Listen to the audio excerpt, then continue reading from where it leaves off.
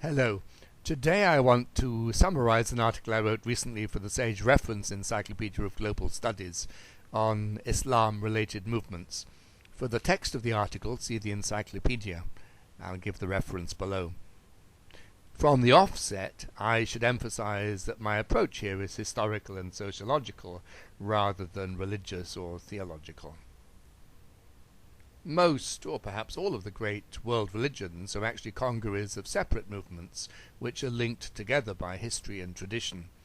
Thus defining exactly what constitutes Buddhism, Hinduism, Christianity or Islam is not straightforward, as each of these traditions embraces a diversity of groups of people with sometimes quite contradictory beliefs and practices. This is most obviously seen in the form of sectarianism, in which separate churches and sects present themselves as the truest, or sometimes as the only true expression of the religion as a whole, and condemn rival sects as heretics. Beyond sectarianism, however, there may be groups that, although linked to the religion, are in some way distinct and separate from it. These are what I have recently termed extramural religions, religious movements, and religious traditions.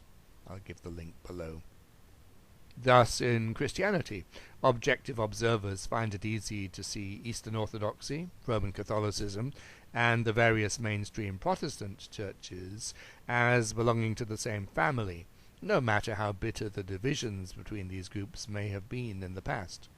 But such observers may be less sure whether to include groups such as the Church of Latter-day Saints, the Mormons, the Unitarians, Christian Science, and the Jehovah's Witnesses in the Christian fold. These groups may describe themselves as Christian, but are sufficiently different from the mainstream churches as to seem to require a separate designation. Although related to the Christian tradition, the relationship is complex and distant. Whether or not of their own choosing, such groups exist beyond a conceptual wall which surrounds those churches and sects, which are generally seen as part of the main tradition.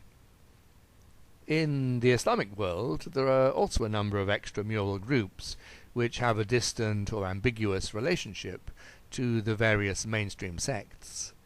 We may identify 4 such streams of Islam-related movements: a diverse assortment of old Middle Eastern sects, some modern religious movements with their own prophetic traditions, various expressions of what I could term global Sufism, and African American groups which have established a heterodox Islamic identity.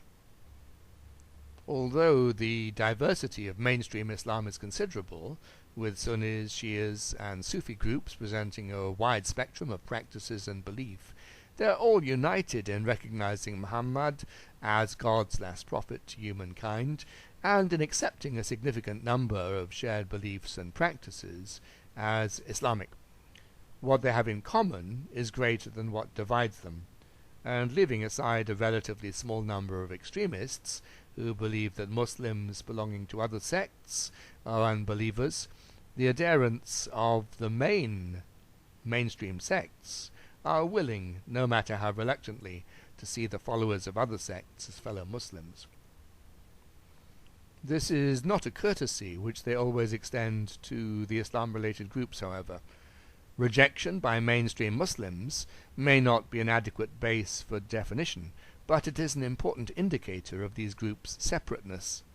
More crucially, perhaps, are significant deviations from mainstream Muslim belief and practice, particularly non-observance of Islamic holy law, the Sharia, and in some instances the recognition of prophetic figures after Muhammad.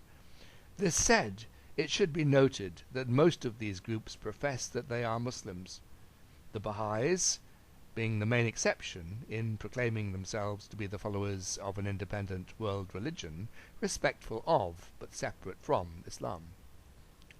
The first stream of movements are a variety of pre-modern Middle Eastern sects.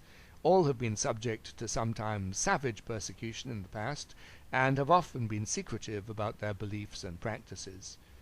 Their origins are often obscure and controversial. They can be divided into 2 groups chronologically. One of the most ancient of these movements is the Yazidis, wrongly stigmatized as devil worshippers by many Orthodox Muslims. The movement seems to be a complex synthesis of local pre-Islamic Kurdish beliefs and elements of Sufism, including devotion to the 12th century Sufi saint Sheikh Adi ibn Muzaffar. There are now several 100,000 followers worldwide, including a significant number amongst Kurdish migrants to Germany. Also ancient are the Nusairi's or Alawites, widely believed to have begun as a pre-Islamic religion which later adopted elements of Islam whilst retaining older Gnostic and incarnationist beliefs. They are a major and powerful presence in modern Syria, with perhaps 1 million followers. Also in the Levant, the Druze religion originated in the 11th century, seemingly combining elements of Ismaili Shi'ism with earlier Gnostic beliefs. They now have about 1 million adherents across the Levant, and in the Levantine diaspora in the West. Further east, several movements developed in the troubled period of the 14th and 15th centuries, combining elements of Sufism, Shi'ism, and non-Islamic beliefs, including extremist veneration of the Imam Ali, incarnationism, Gnosticism, and the transmigration of souls. These include the Alevis and Bektashis of Turkey, the Kurdish Ahl-i Haq, People of Truth, and the Harufi movement originated by Fazlullah Astrabadi. Whilst no distinct Harufi community any longer exists, the Alevis remain a major presence in Turkey, and the Turkish diaspora, maybe some 10 to 15 million of them, and have absorbed many elements of Bektashi thought. The Bektashis remain a significant presence in Albania, and the Ahl al-Haq, about 1 million or so, in the Kurdish areas of Iran and Iraq. The second extramural stream are 3 19th century movements based on the teachings of modern prophetic figures. The first 2 of these movements originated in Iran, with the Babi movement, later giving rise to the Baha'i faith, which developed into a self-proclaimed world religion independent of Islam. I will be saying more about the Baha'is in other videos. By contrast, the Ahmadiyya movement, originating with Mirza Ghulam Ahmad in the Punjab in British India, has remained far closer to its Islamic roots, claiming an Islamic identity, although rejected by a very large number of mainstream Muslims. Initially laying claim to be a divinely appointed reviver, Mujaddid, of Islam, Ghulam Ahmad attracted a following, and in 1889 inaugurated a distinct Ahmadiyya community, later advancing the further claims to be the Mahdi and Messiah. He also taught that in this age, jihad, holy struggle, was to be by debate and not by the sword, and that the Hindu figure of Krishna was a divine prophet. He and his followers actively engaged Christian and Hindu missionaries in argument, and his followers were amongst the first to seek to spread Islam to the West. Most mainstream Muslims condemned him, however. In 1914, the Ahmadiyya movement split into 2 separate groups over questions of leadership and doctrine. The larger group, the Ahmadiyya Muslim community, originally centered in Qadian in the Punjab, but with its world center now in England, saw Ghulam Ahmad as a new prophet and followed a succession of his descendants as their caliphs. The smaller group, the Lahore Ahmadiyya movement for the propagation of Islam, rejected these new caliphs and saw Ghulam Ahmad as merely the renewer of Islam, interpreting his higher claims in symbolic terms and gaining some acceptance by mainstream Muslims. Both groups conducted extensive missionary activity, both in British India and overseas, but it is the Ahmadiyya Muslim community which has been the more successful, now with a substantial following worldwide of several million people. The Ahmadiyyas have suffered considerable persecution and violence in Pakistan. Thirdly, we have the development of a variety of movements linked to Sufism, but going beyond the Islamic mainstream. Varying greatly in their beliefs and practices, the Sufi orders have long been an important part of Islamic life and missionary outreach, but they have often been characterized by a relative de-emphasis, or in some cases even disregard, for Islamic law, and a tolerance of diversity of belief, including the incorporation or acceptance of indigenous pre-Islamic themes in some cultures.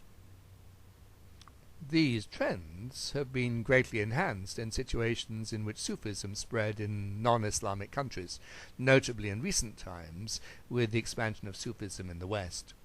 This originated with the teachings of Enayat Khan, an Indian Sufi master in the inclusivist Chishti tradition, who travelled to Europe and North America in the early part of the 20th century, and established the Sufi order in the West, in London in 1914, the ancestor of the contemporary Universal Sufism movement now found in a number of Western countries.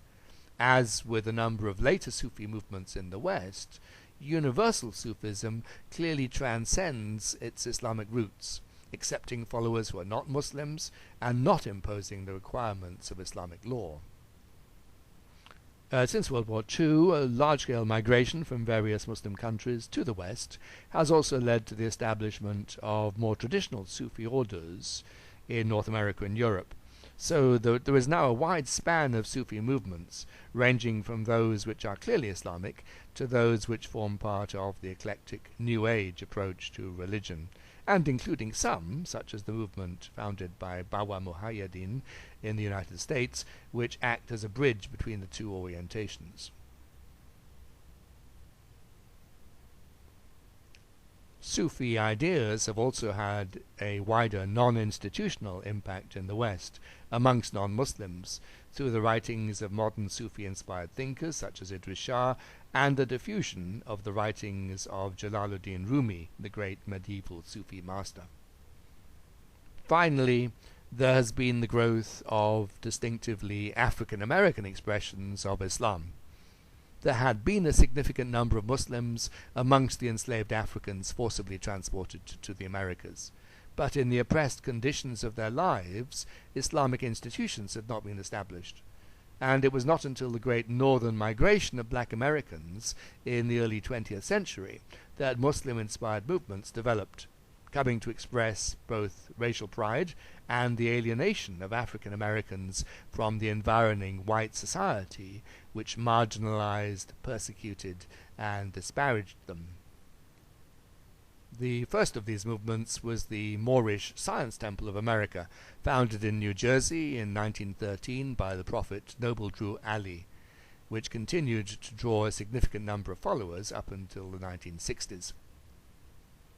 Of far greater impact has been the Nation of Islam, popularly known as the Black Muslims, founded in Detroit in 1930 by Wallace Fard Muhammad and promulgated by one of his first disciples, Elijah Muhammad, who proclaimed that Fard had been God in person and himself assumed a prophetic role. Rejecting white society, the Nation of Islam promoted black nationalism and separatism, establishing its own economic and educational institutions, but did not require its members to follow much of Islamic law and practice. Elijah Muhammad's own son and successor, Warith, Dean Muhammad, and one of his chief lieutenants, Malcolm X, both wished to integrate the movement more closely with mainstream Islam, but many of the followers rejected these moves, ultimately giving their allegiance to Louis Farrakhan, the current head of a revived Nation of Islam. These four streams of religiosity indicate the diversity as well as the strength of extramural religion in the Islamic world. Several of these movements continue to be extremely dynamic in the modern world, and several continue to be persecuted, alas. There is an extensive academic bibliography of some of these movements, and I give a few of the main references in my article in the Sage Encyclopedia of Global Studies, to which I refer you. Thank you.